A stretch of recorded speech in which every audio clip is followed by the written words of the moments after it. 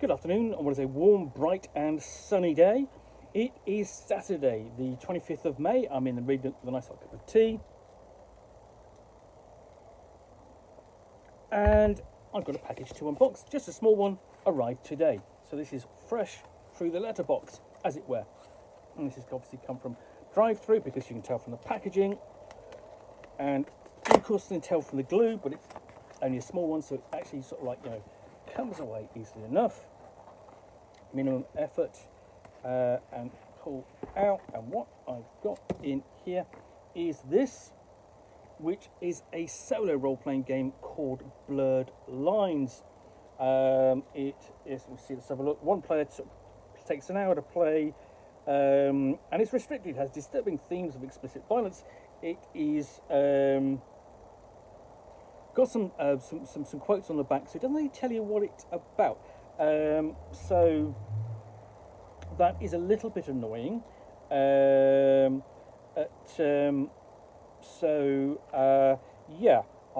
Basically, you pick this up and you're wondering what is this? It looks interesting, but this is a solo role-playing game inspired by the Italian cinema of the 60s and 70s. See if I can find out a bit more about it inside. It's basically the Giallo horror stroke spy fiction kind of genre of the period. Basically at particular films of the period. Very gaudy, bright affairs. Essentially, what's this game about? This is a solo role-playing game where you play as a crime photographer trying to catch a serial killer before they catch you.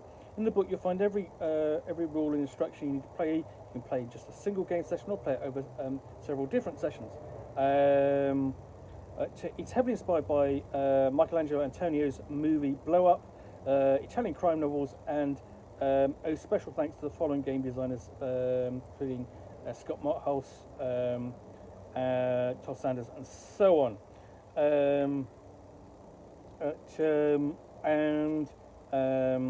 So, all you need is some playing cards, some dice, a city map of your choice, and so on. Post-it notes for the photograph, 15 tokens.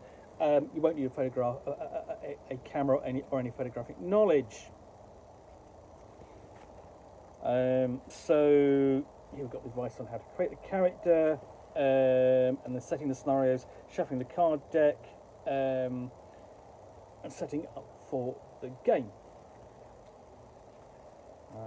And then explanation of essentially layout on the table, and you've got the post-it notes that you'll use as photographs. So essentially what you have there, the post-it notes are going to be the equivalent of photographs and clues which you're going to be putting on a pinboard, and drawing lines and string and so on, connecting them, and then in keeping with the style you have these posters as well.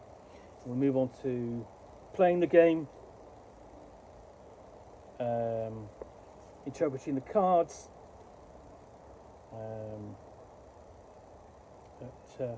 then how to finish in the game. And you can actually buy the official deck of cards, if you will. They tend to be a bit more expensive than just buying the book. When I say that, they tend to be expensive in general because they're cards. They require specific printing. It's not easy to do quite as mass printing. And then we've got the situations in the game. For example, if the killer is nearby, test guts. And then you've got questions to answer, and actions to do. Unexpected event caught your attention. So these are key to the suits of the cards. So obviously, the killer is nearby. Is spades, diamonds for an unexpected event, and then we have clubs for locals have noticed something suspicious, and hearts, you find a familiar face. So thematically, the events are designed around the suits of the cards and so on, and it does the same thing for locations, and so on, and events.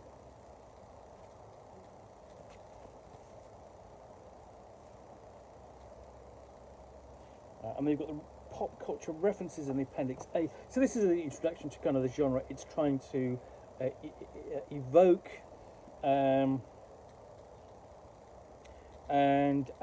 you've also got similarly on Supernatural Giallo, and you know, I was alerted to this by a friend of mine, Roy, who is my RuneQuest